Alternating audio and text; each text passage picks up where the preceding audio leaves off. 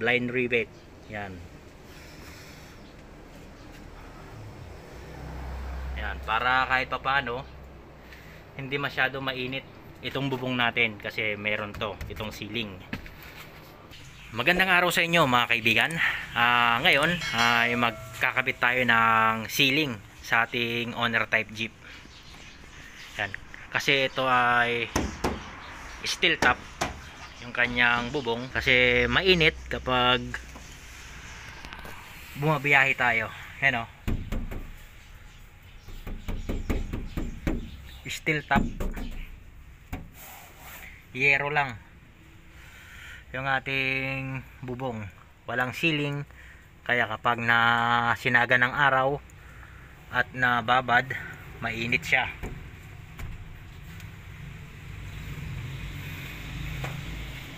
Bali ito yung ilalagay natin na bobeda nya. Ito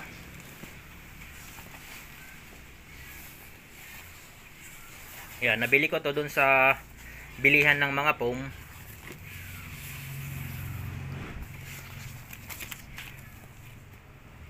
Yan, nabili ko siya ng 500, 4 feet tapos 5 feet yung sukat. Yan, ilalagay natin siya dito.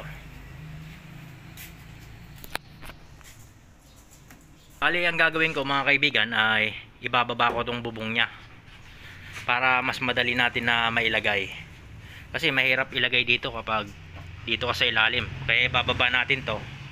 Yan, bali nalis ko na lahat ng mga tornilyo na ito, matatanggal na to, iangat lang. Bali yan mga kaibigan, na ibaba ko na yung bubong ng ating Jeep. Yan, ngayon simulan na natin na ilagay itong ceiling.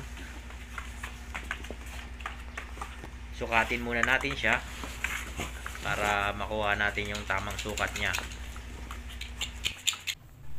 At saka mga kaibigan, gumamit tayo ng rugby para sa pandikit.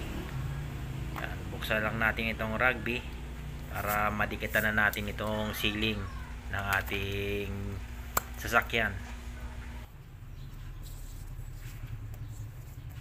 Bali yan mga kaibigan, ibuhos lang natin yung rugby dito.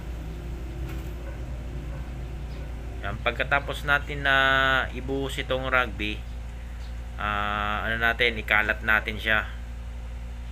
Mas maganda kung marami para mas maganda yung kapit ng ceiling. I know you told your friend you're not okay, and tell me what's wrong and why you never said you felt that way. Guess you're trying to stay strong and fake a smile until I look away. But I've known you too long, it hurts to watch your blue eyes fade to gray as you fade away, as you fade away. Yeah, I'm about to fade away, cause every time I wake up I feel like it's Monday. Something's going wrong with all the chemicals up in my brain. All of a sudden I don't look at anything the same way. Gotta build up of my thoughts sitting in an ashtray. I'm sorry that I'm so inconvenient, okay. Just let me be me and I'll stay out of your way. I can see the way you look at me, I'm such a disgrace. I never really asked to be brought into this place. You wanna love me? Well then baby I have a taste. All the highs and the lows, no you'll never be the same. I don't really wanna hurt you but I can't control the pain. If you're sticking by my side, maybe we could be okay. Okay, okay, maybe you could be the change I need today. I promise that I've never felt this way. I really hope that you will choose to stay through all the pain. I know you told your friend you're not okay, and tell me what's wrong and why you never said you felt that way. Guess you're trying to stay strong and fake us. Yun mga kaibigan, bali okay na. Nailagay ko na yung ceiling sa ating sasakyan dito sa bubong nya. Yan, bali ganito yung itsura nyan. Yan o. Hindi na masama sa paningin.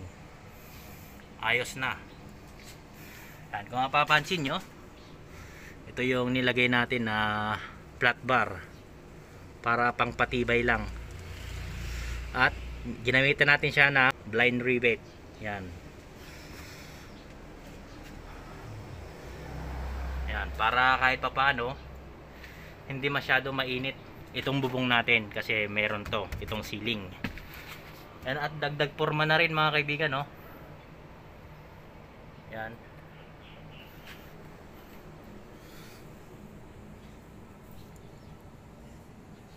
Yan, ayos na ayos. Kahit mainit yung panahon, hindi masyadong mainit dito sa loob ng sasakyan natin.